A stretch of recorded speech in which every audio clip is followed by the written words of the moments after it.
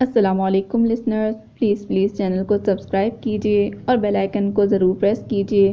آج جو میں ناول ریڈ کرنے جا رہی ہوں وہ ہے اونچ نیچ کا پہاڑ، جو کہ تحریر ہے امید تیفور کی۔ چلیے شروع کرتے ہیں۔ قسط نمبر 2۔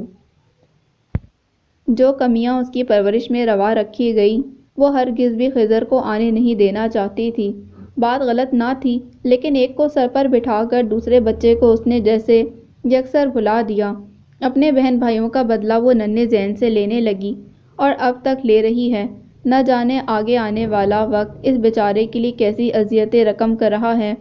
دکھ ہوتا ہے مجھے، میں نے سعدیہ کی تکلیف دیکھی ہے اور محسوس کی ہے، ایسے ہی زین کو محسوس کرتی ہوں تو دل جلتا ہے۔ پتہ نہیں اس بے وقوف عورت کو اپنی ہی اولاد کی تکلیف خود کب محسوس ہوگی۔ دادی بول بول کر تھک گئیں اور سائڈ ٹیبل پر رکھا پانی کا گلاس منہ سے لگا لیا۔ چاچو یکدم خاموش ہو گئے، جیسے کچھ سوچتے ہوں۔ انہوں نے جواب میں ابھی تک ایک لفظ بھی نہیں بولا تھا۔ شاید ان کا دل بھی زین کے لیے دکھی تھا۔ آنکھیں بند کیے پڑا زین، جو مکمل ہوش و حواس میں ساری باتیں سنتا تھا۔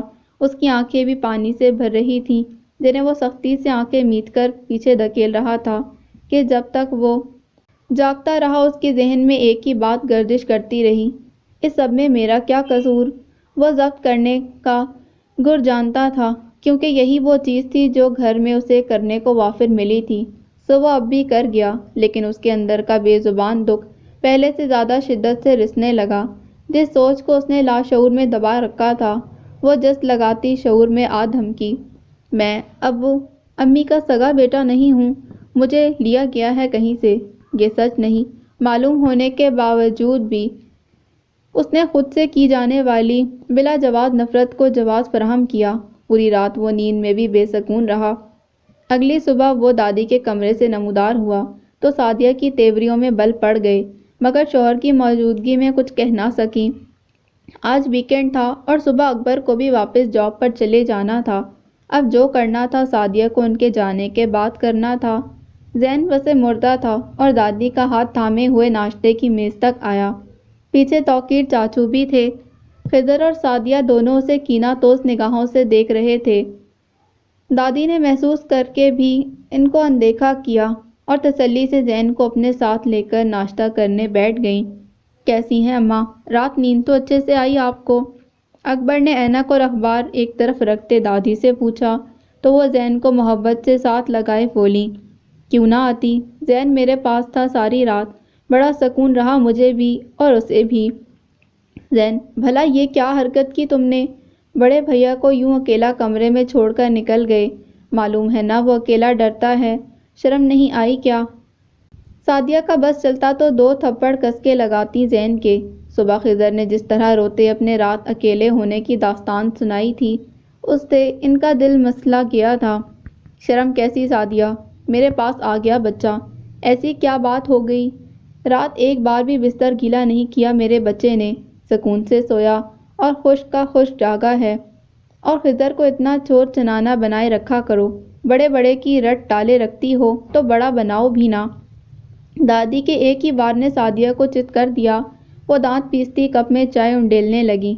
توقیر چاچو دبی دبی سی مسکراہٹ لیے صورتحال سے ہنس اٹھاتے ناشتہ کر رہے تھے۔ دادی ماں، مجھے بھی سلانا ہے آج، میں بھی سوؤں گی، پری والی کہانی بھی سنوں گی، پلیز دادی ماں، آج یاد سے مجھے بھی سلا لینا۔ ننھی زویا کو سن کر صدمہ ہو گیا کہ بھائی دادی کے پاس سویا ہے۔ اس کے بھولے من میں ایک ہی بات آئی تھی کہ بھائی نے کہانی سنی ہوگی اور وہ نہ سن سکی۔ چپکی بیٹھ کر ناشتہ کرو، ٹر کرنے لگی ہو بڑی، ختم کرو جلدی۔ سعدیہ نے زویا کا منہ بند کروا کر غصہ نکالا۔ توقیر چاچو نے بھابھی کو تعصب سے دیکھا اور بڑے بھائی سے مخاطب ہوا، بھائی جان میں دوپہر کے بعد نکل جاؤں گا واپسی کے لیے، اماں چند دن رہیں گی، اگلے ویکینڈ پر جب آپ آئیں گے تب آ کر لے جاؤں گا۔ ٹھیک ہے اماں۔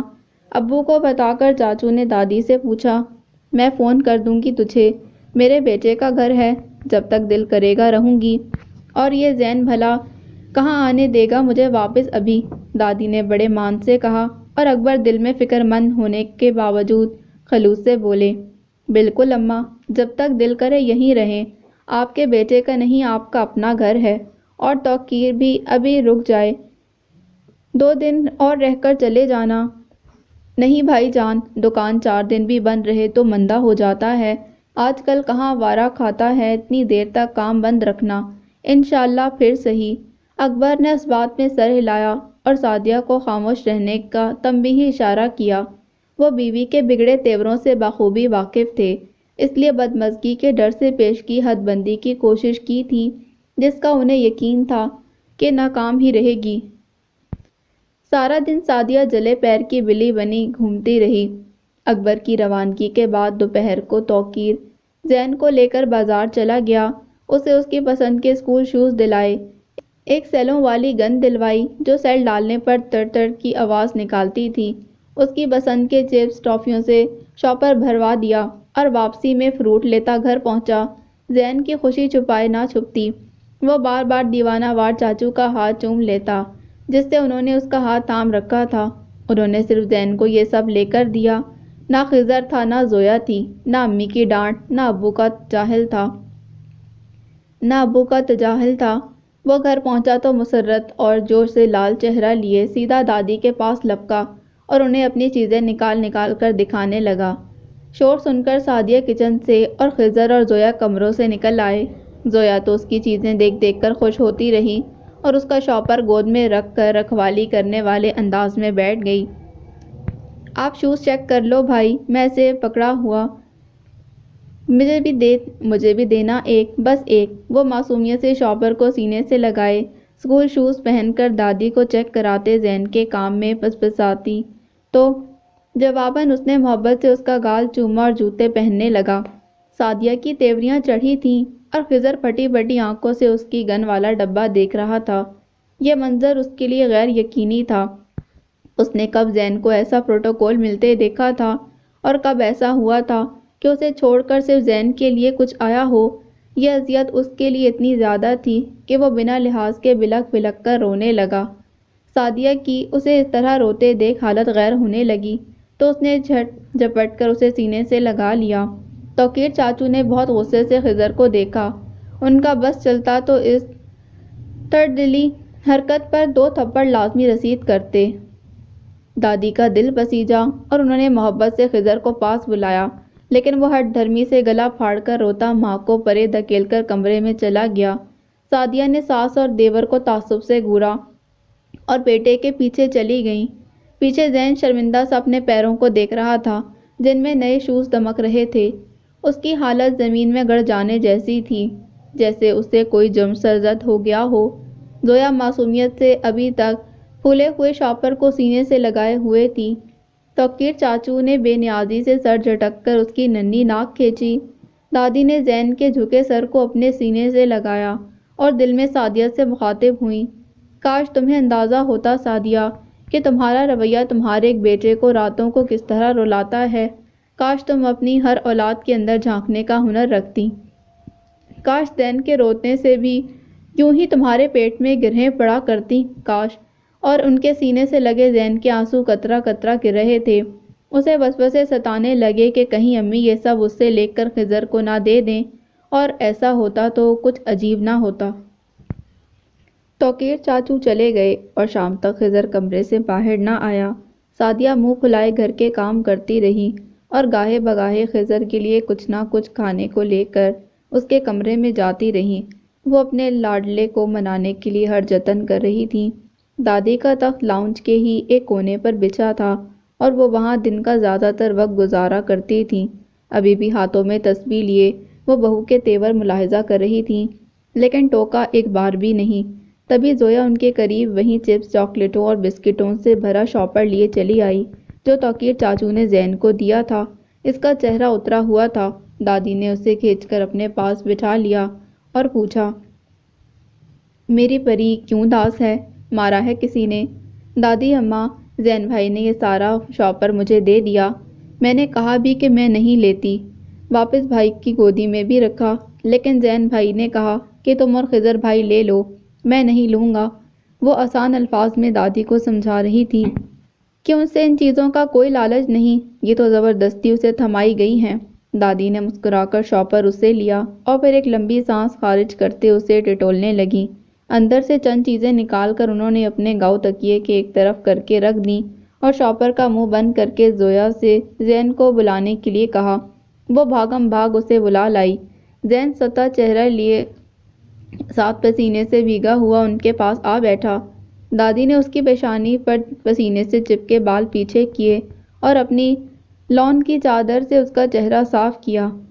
بنا پنکھے کے بیٹھا ہوا تھا نا کہیں، دیکھ کیسا گسلا ہوا ہے سارا بدن، کیوں ہلکان ہو رہا ہے چاند، میں ہوں نا، کچھ نہیں کہتی تیری ماں تجھے، آپ چلی جائیں گی تو کہیں گی خضر بھی میری گن لے لے گا دادی اماں، مجھے پتا ہے آپ کو نہیں پتا، اس لیے میں اسے پہلے ہی دے دوں گا، سب بانٹ دوں گا۔ ہاں، دادی نے ایک پرتاسو سانس بھر کر اسے دیکھا۔ اچھا بانٹ دے، اچھی بات ہے، کون سا غلط ہے، مل بانٹ کر کھانا چاہیے، لیکن پریشان مت ہو، تیرے چاچو نے محبت سے دلایا ہے سب۔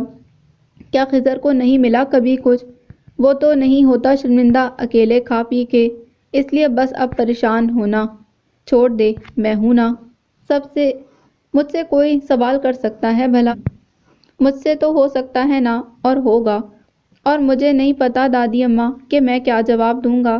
دادی کے اتنے لمبے دلاسے کے جواب میں اس کے 3 فقرے انہیں بوکھلا کر رکھ گئے۔ وہ لاجواب ہو گئیں۔ یہ تو انہیں خیال ہی نہ آیا کہ ہر وقت انہی کے ساتھ چپکا تو نہیں رہتا۔ جہاں ماں کو اکیلا ہاتھ لگے گا وہ ہر طرح کی باز پرس کا حق رکھتی تھیں۔ دادی نے اس کی بے چارگی کو محسوس کرتے اسے سینے سے لگا لیا۔ تبھی سعدیہ خضر کے کمرے سے ٹرے لیے برآمد ہوئی اور دونوں دادی پوتا کو جذباتی سین کرتا دیکھ ان کے سینے میں انگارے جل اٹھے۔ اندر ان کا لاڈلا رو رو کے ہلکان ہو چکا تھا اور دادی کو پرواہ تک نہ تھی۔ وہ ٹرے یوں ہی ہاتھ میں پکڑے پکڑے ان کے قریب چلی آئیں اور چلچلاتے لہجے میں گویا ہوئیں۔ واہ اماں واہ، اتنی عمر ہو گئی آپ کی، لیکن آپ کو بچوں سے ایک سا رویہ رکھنا نہ آیا۔ اپنے ہی پوتوں میں اتنا فرق اماں، ایک کی رو رو کے جان آدھی رہ گئی اور بجائے اس کے کہ آپ خضر کو پاس بلا کر دلاسا دیتیں، زین کا مزید دماغ خراب کر رہی ہیں۔ پہلے ہی کم شاطر ہو چکا ہے یہ کہ ماں کی ناک کے نیچے ایسے چالاکیاں کرتا ہے، نہ جانے کس پر چلا گیا ہے یہ۔ میرا خضر بھی تو ہے، مجال ہے کسی بات کی خبر ہو اسے، کبھی ضد نہیں کرتا، کبھی کسی چیز کا تقاضا نہیں کرتا، اور ایک زین ہے کہ کسی چیز کی ضد باندھ لے تو اس سے پیچھے نہیں ہٹتا۔ 4 دن پہلے آپ کو ہی یاد ہوگا کیسے اسکول نہ جانے کی ضد کر کے چھٹی کر کے بیٹھ گیا تھا۔ آپ کے آنے سے 5 منٹ پہلے اپنے ایڈمیشن کے لیے چلا رہا تھا مجھ پر۔ لاکھ سمجھایا کہ آرام آرام سے ہو جائے گا تمہارا بھی، لیکن نہ، اس صاف بہادر نے کبھی اپنی بات سے ہٹ کر دیکھا ہے کیا؟ میں سر پٹک رہی ہوں کہ یہ سدھر جائے، اوپر سے آپ اور توقیر میری کی گئی محنت پر پانی پھیر دیتے ہیں، بگڑے کو بگاڑ جاتے ہیں۔ اماں بیلنس رکھیں بچوں میں، ورنہ میرے خضر کی شخصیت متاثر ہو جائے گی۔ سعدیہ شعلے برسا رہی تھیں اور دادی تمسخرانہ نگاہوں سے انہیں دیکھے جا رہی تھیں۔ وہ کہنے کو بہت کچھ کہہ سکتی تھیں، لیکن مقابل جب سمجھنا ہی نہ چاہے تو کوئی لاکھ سر پٹکے وہ کبھی نہیں سمجھے گا۔ جس بات کے لیے دل ہی آمادہ نہ ہو اس کے نہ کرنے کے 101 جواز بن جاتے ہیں۔ وہ زین کا مقدمہ لڑ سکتی تھیں، سعدیہ کی تصحیح نہ صحیح لیکن جھنجھوڑ ضرور سکتی تھیں، لیکن زین کا دماغ ساری تکرار کو نہ جانے کس نہج پر لے جاتا۔ اگر سعدیہ غور کرتیں تو اپنی ہی باتیں اپنے منہ پر تماچا بن کر پڑتیں، لیکن اس طرف انہوں نے اپنی عقل کا پردہ کھینچ رکھا تھا۔ سعدیہ ان کی خاموشی پر مزید کلستی آگے بڑھی اور شاپر چھپٹتے ہوئے زین سے بولی، خضر کے لیے رہنے دو اب، کم از کم یہ، تم نے تو ندیدے پن میں کوئی کسر نہیں چھوڑی، جوتے آ گئے ہیں نا، ٹھنڈ پڑ گئی ہوگی تمہیں ماں باپ کو برا بنا کے، اب اگر تمہیں رتی بھر بھی اپنے بھائی کا خیال ہے نا تو اس کی دل جوئی کی خاطر اپنی گن اسے دے دینا، اسے تو پہلے ہی مل کر کھیلنے کی عادت ہے، وہ تمہیں کھلا لیا کرے گا، لیکن کھلونا اس کے پاس رہے گا تو دل بڑا ہوگا اس کا، بڑا بھائی ہے، مان دینا سیکھو سمجھے۔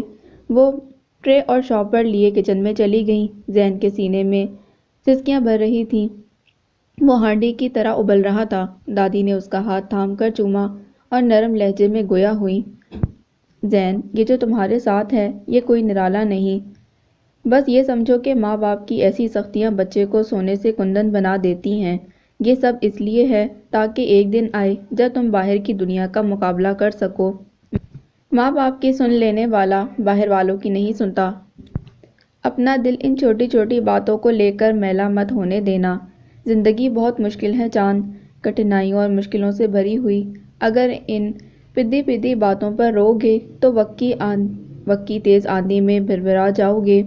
آج کے تھپڑ کل کے چھاؤں کا توڑ ہے، شیر بن کر رہو شیر۔ اور دادی کے سینے سے لگا ذہن روتا رہا۔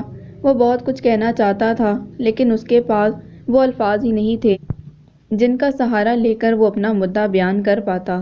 ایک مسلسل جنگ جو وہ اپنے اندر لڑتا تھا، اس سے زیادہ باہر مٹ بھیڑ تو ہوتی تھی۔ وہ بچہ تھا، دادی کی بڑی بڑی باتیں انہیں سمجھ نہیں سکتا تھا، لیکن دادی کو پتا تھا کہ ان کی باتیں اس کے لاشعور میں سرایت کریں گی اور جب وقت آئے گا تب وہ انہیں اور ان کی طاقت کو جان لے گا۔ دادی واپس چلی گئیں اور پھر وہی دن اور وہی راتیں اس سے اپنا حصہ وصول کرنے لگیں۔ خضر نے جیسے اعلانیہ اس سے بیر باندھ لیا تھا، اس کی گند ضبط ہو گئی اور وہ خاموش رہا۔ ہلکے سے احتجاج نے ہی ماں کے تارے دکھاتا تھپڑ کھلوا دیا۔ مزید کی اس نے کوشش نہ کی۔ زویا اپنی گڑیا پٹولے لیے اس کے پاس چلی آتی اور اسے اپنے ساتھ کھیلنے پر مجبور کرتی۔ وہ بھائی کی دلجوئی کی بساط بھر کوشش کرتی۔ زین نے اپنا دل پڑھائی میں لگانا شروع کیا مگر اس کا ذہن منتشر کسی طرف فوکس ہی نہ ہو پاتا۔ وہ ایوریج اسٹوڈنٹ تھا، لائق فائق نہیں تھا کہ پڑھنے لکھنے کے اسرار و رموز اپنی ذہانت کے بل پر طے کرتا۔ اسکول میں اس کی ایک دو لڑکوں سے دوستی تھی مگر وہ لڑکے بے حد پر اعتماد اور شرارتی تھے۔ زین دبو سا ان کے بیچ خود کو مس فٹ محسوس کرتا۔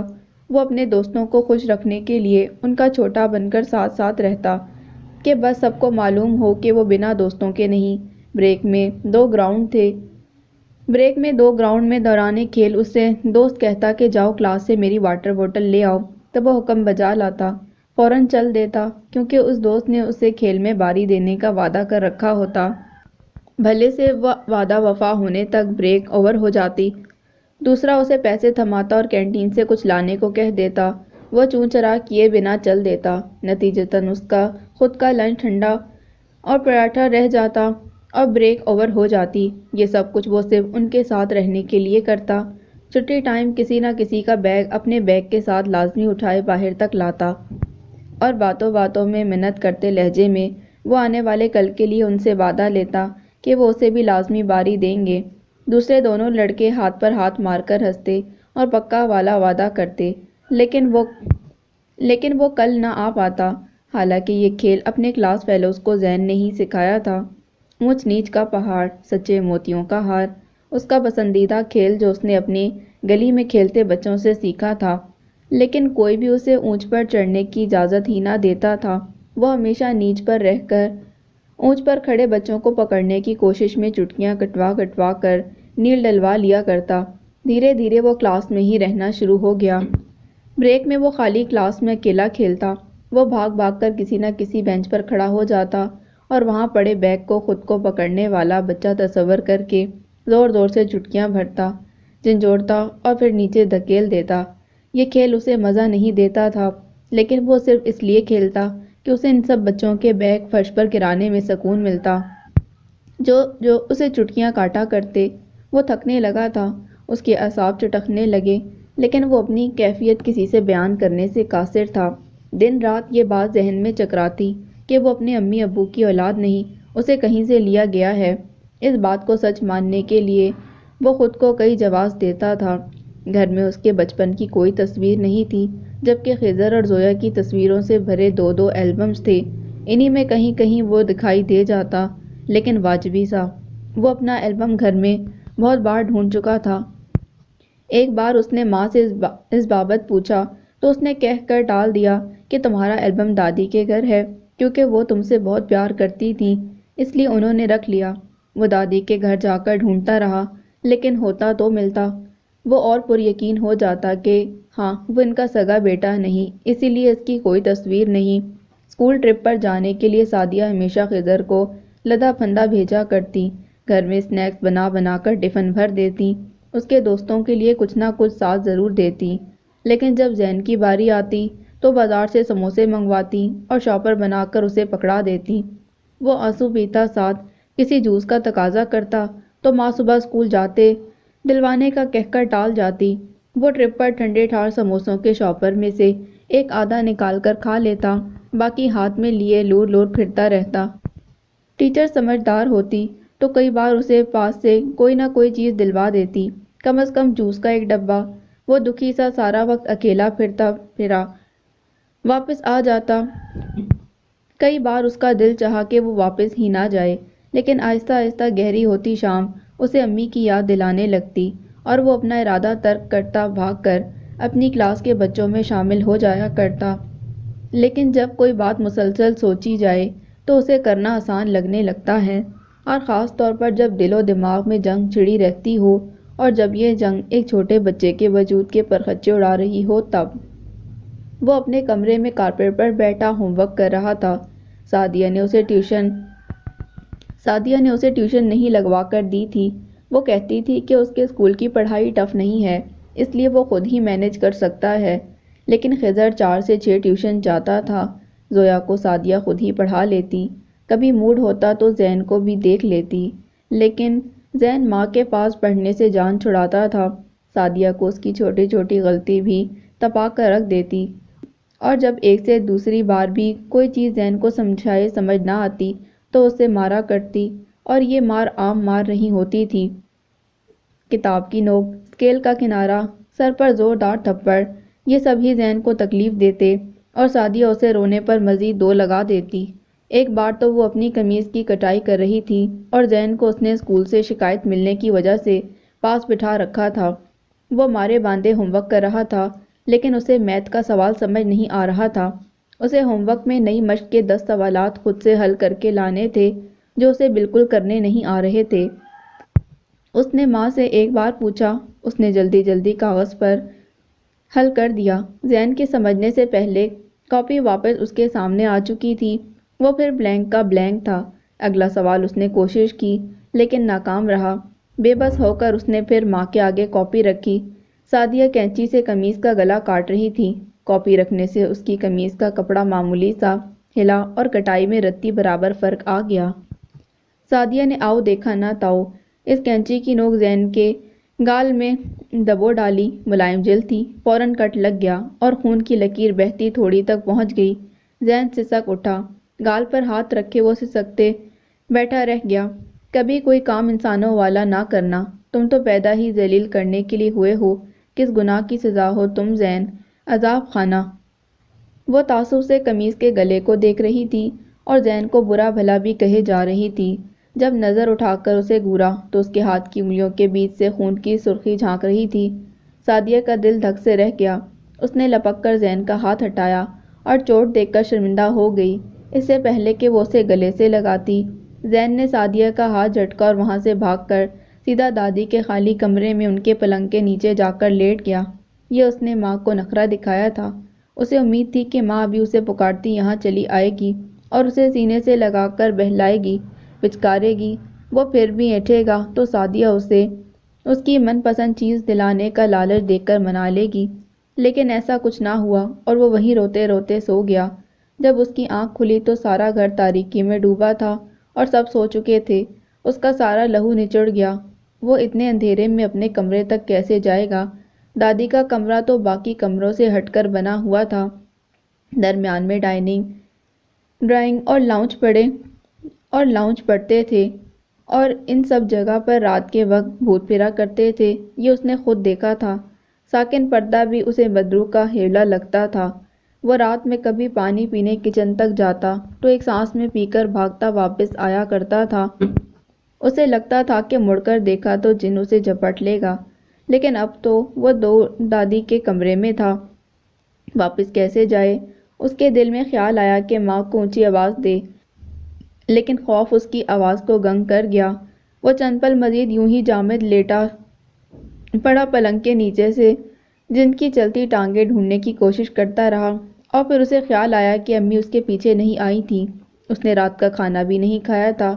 اسے بھوک بھی لگی تھی، اس کا خون بھی بہا تھا اور وہ بہت زیادہ رویا تھا، لیکن کسی نے اس کی خبر تک نہ لی۔ یعنی وہ کسی کو نہیں چاہیے، اسے کسی کو پیار نہیں۔ وہ اس گھر میں کیوں ہے؟ وہ ان سب میں کیوں ہے؟ یہ گھر چھوڑ دے گا، وہ اپنی اصلی ماں باپ کو ڈھونڈے گا۔ ایسی ان گنت سوچیں سوچتے اس نے دکھ کی انتہا پر آنکھیں موند لی، کیونکہ خوف کو دور کرنے کا کوئی دوسرا سرا اس کے پاس نہیں تھا۔ اس کی آنکھوں سے آنسو دوبارہ بہہ کر فرش پر جذب ہونے لگے۔ وہ نکاہت، بھوک اور خوف کو اوڑھ کر ساری رات وہیں پڑا رہا۔ اگلے دن وہ صبح ماں کے جگانے سے پہلے ہی اٹھ گیا تھا۔ ویسے بھی ساری رات ایک کروٹ پر اکڑا لیٹا رہا تھا۔ جیسے ہی فجر کی اذانیں ہوئیں، وہ بھی کچی پکی نیند سے جاگ گیا تھا۔ اذانوں کی مسلسل آتی آواز نے اس کے ڈر کو کافی حد تک کم کر دیا۔ اسے لگا جیسے ساری رات جس جن کو وہ کمرے میں چلتا محسوس کرتا رہا ہے، وہ اب کہیں چھپ گیا ہے، کیونکہ دادی کہتی ہیں جن اللہ کے نام سے بھاگ جاتے ہیں۔ اس سوچ نے اس کے اندر ہمت پیدا کی اور وہ پلنگ کے نیچے سے نکل کر اوپر لیٹ گیا۔ کمرے سے نکل کر اپنے کمرے تک جانے کی ہمت وہ ابھی بھی اکٹھی نہ کر سکا تھا۔ دوبارہ آنکھ کھلنے تک وہ قدرے سکون سے سوتا رہا، اور پھر کھڑکی سے پھدکتی چڑیوں کے شور نے اس کی آنکھ کھولی۔ جتنے دن دادی یہاں رہتی تھیں، بلا ناغہ کھڑکی پر بازیاں رکھا کرتیں۔ چڑیاں عادی ہونے کی وجہ سے ان کے جانے کے بعد بھی آ کر بیٹھ جایا کرتیں۔ زین پلنگ سے اترا اور کمرے کی دیوار گیر الماری، اس میں بس دادی کا کنگھا، سرما اور تیل کی شیشی پڑی رہا کرتی تھی، یا ایک آدھ موسمی دوپٹے۔ اکلوتی دراز میں دادی نے باجرے کا شاپر رکھا تھا۔ زین نے شاپر میں سے دونوں مٹھیاں بھریں اور لا کر کھڑکی کے باہر بنے چھوٹے سے چھجے پر پھیلا دیں۔ چڑیاں پھدک پھدک کر پڑپڑائے جا رہی تھیں، اور پھر زین کے بے ضرر ہونے کا یقین کر کے دانہ چگنے لگیں۔ وہ کچھ دیر انہیں محویت سے دیکھے گیا۔ آج وہ یہ گھر چھوڑنے والا تھا۔ اس وقت اس پر اپنی عمر کے اعتبار سے خود ترسی اور مظلومیت کا غلبہ تھا۔ اسے اپنے گھر چھوڑنے پر رونا آ رہا تھا۔ وہ تصور میں دیکھ رہا تھا کہ وہ گھر چھوڑ چکا ہے اور کہیں محنت مزدوری کر رہا ہے، رات کو پیلی سی روشنی میں پڑھ رہا ہے، کسی فارغ وقت میں اپنے سگے ماں باپ تلاش کر رہا ہے جو در حقیقت گھر میں تھے۔ اس کے پاس کھانے کو سوکھی روٹی ہے اور پانی ہے جس میں وہ نوالے بھگو بھگو کر نگل رہا ہے۔ اس کے کپڑے پھٹ چکے ہیں اور میلے ہیں۔ وہ کچے فرش پر سوتا ہے، لیکن وہ ہمت نہیں ہارتا۔ وہ سب تصور کرتے زاروں کے تار رو رہا تھا اور اپنی حالت پر افسردہ ہو رہا تھا۔ ذرا سی روشنی ہوتے ہی وہ کمرے میں آیا اور اپنے اسکول بیگ میں اپنے جتنے کپڑے بھر سکتا تھا بھر لیے، اور اپنا منی باکس کھول کر بنا آواز کیے اس میں سے پیسے نکال کر گننے لگا۔ سکوں کی بھرمار تھی اور کچھ 5 روپے، 10 روپے اور 3 4 50 کے نوٹ تھے۔ یہ بھی وہ پیسے تھے جو عید پر یا خاص موقعوں پر دادی اور چاچو کی جانب سے اسے ملا کرتے تھے، ورنہ اسے سعدیہ نے پاکٹ منی بہت کم دی تھی۔ پیسے گنتے ایک اور دکھ مرغولے کی مانند اٹھا۔ اس کی آنکھوں کا منظر بدل گیا۔ سعدیہ بچوں کے لنچ بنانے کے معاملے میں بہت عالقص تھی۔ جب خضر اور زویا اسی کے اسکول میں جایا کرتے تھے جہاں وہ اب اکیلا جاتا تھا، تب امی ان تینوں کو مارے باندھے ایک سا لنچ دے دیا کرتیں، اور وہ ہوتا تھا سادہ سلائس پر جیم۔ اس معاملے میں سعدیہ اپنی سستی کبھی جھاڑ نہیں پائی تھی، اور یہ لنچ خضر کو زہر لگتا تھا۔ زہر اسے بھی لگتا تھا۔ جیم والے سلائس دیکھ کر ہی اسے اکائی آ جاتی، لیکن وہ کہتا نہیں تھا۔ جب خضر مچلتا کہ وہ سلائس نہیں لے کر جائے گا تو سعدیہ نظر بچا کر اسے پاکٹ منی تھما دیتی کہ کینٹین سے کچھ لے لینا اور زویا کو بھی لا دینا، چھوٹی بہن ہے۔ زین سعدیہ کو پیسے دیتے دیکھ لیتا، لیکن وہ خود کبھی مانگ نہیں سکا تھا کہ اتنی جرأت ہر وقت اود نہیں آتی تھی۔ اور اسکول میں جب بریک میں وہ اپنے سلائس کسی دیوار یا درخت کی کھو میں رکھ کر ادھر ادھر خالی پیٹ گھوم رہا ہوتا تو خضر اپنے لیے کینٹین سے من پسند چیز لے کر خود بھی کھا رہا ہوتا اور زویا کو بھی دلوا دیتا۔ اس وقت اس کے پیٹ میں کمال کی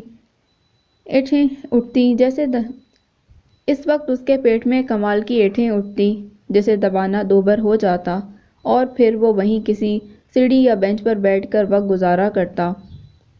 ہاتھ سے سکہ چھوٹ کر فرش پر گرا تو وہ اپنے دکھ سے باہر نکلا اور سوئے ہوئے خضر پر احتیاطاً نگاہ ڈالی۔ ابھی اس کے اٹھنے میں پون گھنٹہ تھا۔ تب تک وہ اپنی تیاری مکمل کر لیتا۔ جلدی جلدی بیگ میں سے فالتو کتابیں کاپیاں نکال کر کپڑے، اپنا ٹوتھ برش اور ٹوتھ پیسٹ اور صابن کی ٹکیاں جو اس نے کچن کی الماری کے نچلے کیبنٹ سے نکالی تھی بیگ میں رکھنے لگا۔ ننھی سی جمع پونجی جیومیٹری کے نچلے حصے میں چھپائی اور بیگ بند کر کے یونیفارم پہننے چلا گیا۔ آج اس کا اس گھر میں آخری دن تھا اور یہ سوچ سوچ کر اس کی آنکھیں بھر آتی تھیں۔ وہ کمرے کے ایک کونے کو نظر بھر بھر کر دیکھ رہا تھا۔ اس نے دل میں سوچا کہ امی اٹھ جائیں گی تو وہ انہیں بھی جی بھر کر دیکھ لے گا، شاید وہ انہیں یاد بھی نہ آئے، لیکن وہ تو انہیں ہمیشہ یاد رکھے گا۔ زویا کو بھی دیکھے گا کیونکہ اس نے بھی ہمیشہ اس کا خیال رکھا تھا، بس وہ خضر کو نہیں دیکھے گا کیونکہ وہ اسے یاد نہیں رکھے گا۔ ایسی ان گنت سوچیں اسے رلائے جا رہی تھیں۔ بس اپنا آپ بہت دکھی اور مظلوم لگ رہا تھا۔ مسلسل بھیگتی آنکھوں سے وہ اپنی تیاری مکمل کر رہا تھا۔ وہ پیدل اسکول جایا کرتا تھا۔ صرف 10 سے 12 منٹ کا راستہ تھا جو سخت سردی اور سخت گرمی میں دکھاتا تھا۔ اگر اس نے سیدھا گھر واپسی کرنا ہوتی تو اسے چنداں مشکل نہ تھی، لیکن اسے 45 منٹ بس اسٹاپ پر خضر کے لیے رکنا ہوتا تھا۔ امی کو یہی فکر ستائے جاتی کہ ایک تو خضر اتنی دور سے آتا تھا اور پھر واپسی پر اسٹاپ سے گھر تک کا سفر وہ بیگ اٹھا کر کرے، یہ بہت زیادتی تھی۔ اسی لیے ساتھ تبھی انہوں نے زین کی ڈیوٹی لگا دی کہ وہ بھائی کا بیگ اٹھایا کرے تاکہ اسے کچھ تو سہولت رہے۔ زین کے اندر چیخو پکار شروع ہو جاتی کہ خضر کون سا پیدل آتا تھا، وہ تو وین پر آتا تھا، پھر کیسی تھک تو وہ جاتا ہے جو اسکول سے پیدل اسٹاپ پر پہنچتا تھا اور وہاں اتنی دیر بیٹھے رہنے کے بعد خضر کا اور اپنا بیگ اٹھا کر گھر آتا۔ مشقت تو وہ اٹھا رہا تھا۔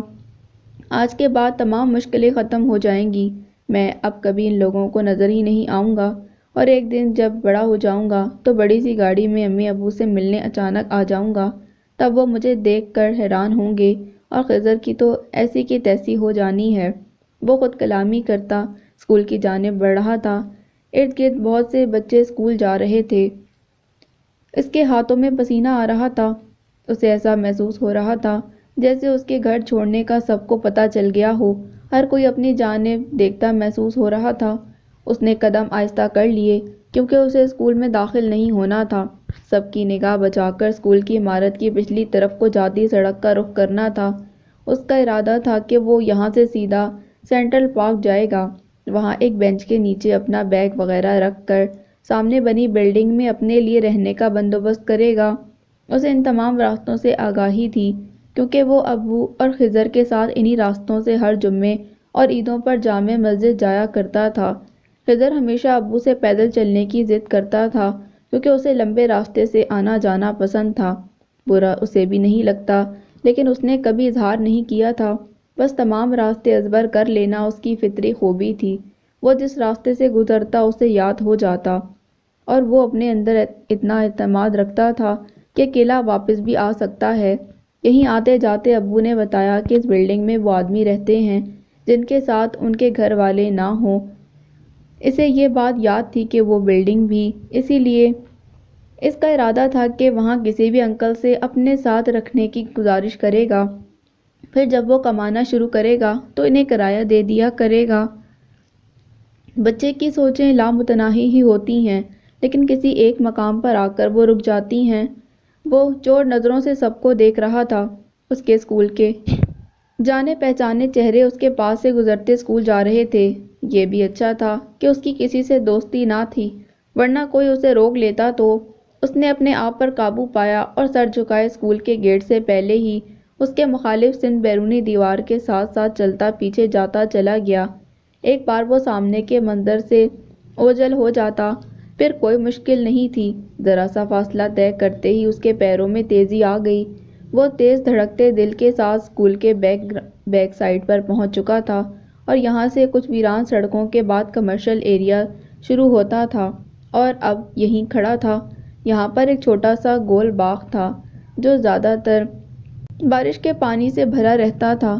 اس کے ارد گرد جنگلہ لگا تھا۔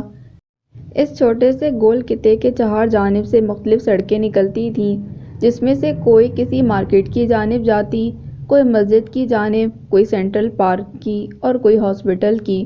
وہ راستہ نہیں بھول رہا تھا، لیکن گھبراہٹ دل کو پکڑ رہی تھی۔ پسینہ بہہ کر ایڑیوں تلک آ گیا۔ ایک بار اس کا جی چاہا کہ وہ واپس مڑ جائے، امی کے پاس چلا جائے، لیکن اگلے ہی پل اس کے دل میں سوچ جاگی کہ جاؤں گا ضرور، لیکن پہلے امی کو مجھ سے پیار ہو پھر جاؤں گا۔ اس سوچ کے آتے ہی وہ حواسوں پر قابو پاتا سینٹرل پارک جانے والی سڑک پر چڑھ گیا۔ ارد گرد رہائشی مکانات بھی تھے، لیکن یہ تمام کوٹھیاں بہت بڑی بڑی تھیں۔ شاذ و نادر ہی زین نے پہلے بھی ابو کے ساتھ آتے کبھی کسی کو گھر سے نکلتا دیکھا ہوگا۔ یوں لگتا تھا کہ ان بڑی بڑی کوٹھیوں میں زندگی اندر ہی گزرتی ہوگی۔ وہ ہلکی ہلکی کانپتی ٹانگوں سے چلتا جا رہا تھا۔ دل اور دماغ میں جنگ چھڑی تھی کہ واپس ہو لے، لیکن چھوٹا سا دل بہت بڑے خواب دیکھ رہا تھا اور واپسی سے روک رہا تھا۔ وہ چلتا چلا گیا اور سینٹرل پارک کے مین گیٹ پر پہنچ گیا۔ پورا پارک صبح کے 7:30 سے 7:45 میں سائیں سائیں کر رہا تھا۔ وہ 9 سال کا بچہ اپنی طرف سے کھلے اندازے لگا کر گھر سے نکلا تھا۔ اس کے ذہن میں یہی تھا کہ وہاں سے ہر طرف چہل پہل ہوگی، قریبی جھگیوں والے بچے وہاں دھما چوکڑی مچا رہے ہوں گے، اور جب وہ بلڈنگ میں رہنا شروع کر دے گا تو شام کو مل کر ان بچوں کے ساتھ کھیلا کرے گا اور انہیں اونچ نیچ کا پہاڑ کھیلنا سکھائے گا۔ لیکن وہ اب سے پہلے اس وقت کب آیا تھا پارک میں، جو اسے معلوم ہوتا یہاں ہر وقت رونق میلہ نہیں لگا رہتا۔ اندر مچی ہاہاکار کو دباتے وہ پارک میں داخل ہو گیا۔ دل سہما جا رہا تھا، لیکن ننھے سے بچے کی انا یا ضد اسے قدم آگے بڑھائے جانے پر مجبور کر رہی تھی۔ اس نے کمر کے زور سے بیگ کو کندھوں پر اچھال کر سیٹ کیا اور خالی بینچ کی تلاش میں نظر دوڑانے لگا۔ بیگ میں ضرورت سے زیادہ سامان تھا اور اتنی دور تک پیدل چل کر تھک گیا تھا۔ گیٹ سے کافی فاصلے پر اس نے بینچ ڈھونڈا اور وہاں جا کر بیٹھ گیا۔ بیگ اتار کر پہلو میں رکھا اور سائیڈ پاکٹ سے واٹر بوتل نکال کر 2 گھونٹ پانی پیا۔ وہ بہت بے چینی محسوس کر رہا تھا۔ گھر ابھی بھی اسے یاد آنے لگا تھا۔ دادی یاد آ رہی تھیں۔ وہ کتنا روئیں گی، اسے یاد کریں گی۔